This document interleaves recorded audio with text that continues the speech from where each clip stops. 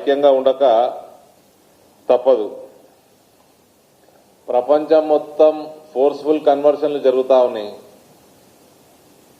మనం టీవీలు పెడితే ఇంటర్నేషనల్ న్యూస్ ఛానల్ పెట్టినా అదే కనబడుతుంది, నేషనల్ న్యూస్ ఛానల్ అదే కనబడతా ఉంది.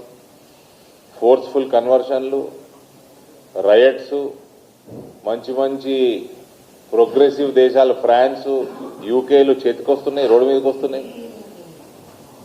అటువంటి సమయంలో ఒక చీఫ్ మినిస్టర్ పొజిషన్లో కూర్చొని నా పేరు రేవంత్ ఉద్దీన్ అయినా పర్వాలేదు, ఐఎమ్ ప్రౌడ్ ఆఫ్ ఇట్ అంటే ఇక దీనికంటే సిగ్గుమాలిన తనం ఏమైనా ఉన్నదా? అంటే హిందువులందరూ మీరందరూ లొంగండి అని ఇండైరెక్ట్ గా చెప్తున్నాడా? వాడేమో వస్తాడు, ఏమోడో దారుస్సలాం దుమ్ము నాకెటోడు రేవంత్ అంటాడు. ఎవడైనా కాంగ్రెస్ వాడు, ప్రభుత్వం నడిపేటోడు, రెడ్డి అయినా రావైనా వెలుమ అయినా కాపైనా ఎవడైనా వచ్చి మా దుమ్ము నాకాలి అంటున్నాడు. ఈ సిగ్గుమాలినోడు ముఖ్యమంత్రి పోయి నాకుతున్నాడు. ఇక్కడ రా నాపల్లికి వచ్చి బీజేపీ ఆఫీస్ మొత్తం నాకిపో, ఫ్లోర్ అంతా హిందువులతో ఓట్లు వేపిస్తాం, మేము 80% వేపిస్తాం. 15% కోసం ఎందుకు నాకుతున్నారా? 80% హిందువులతోటి ఓట్లు వేపిస్తాం, మొత్తం నాకిపో. ఆదివారం రా, దగ్గరుండి ఓట్లు వేపిస్తాం. రేపు కేబినెట్ ఉన్నట్టుంది, రేపు కేబినెట్ లో కల్మా ఇంట్రడ్యూస్ చేస్తున్నారు.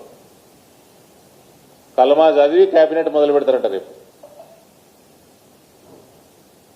అందరు టోపీలు పెట్టుకుంటారు.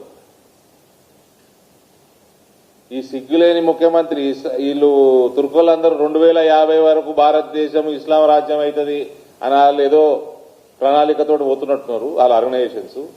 ఇటువంటి సిగ్గుమాల ముఖ్యమంత్రి అంటే ఇప్పుడే అవుతుంది ఇస్లాం దేశం.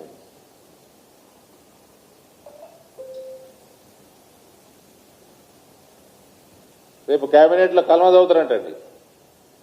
నిజమా కాదా కనుక్కోండి మీరే. కల్మా చదివి మొదలు పెడతారంట. ఇంకా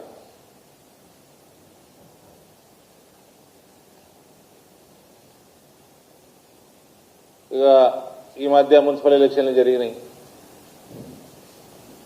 మా ఇందూర్ల పరిస్థితి ఏందో తెలుసు మీకు.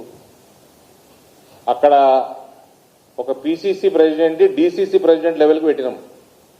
4 రోజులు పిసిసి ప్రెసిడెంట్ డిసిసిని చేసినాం.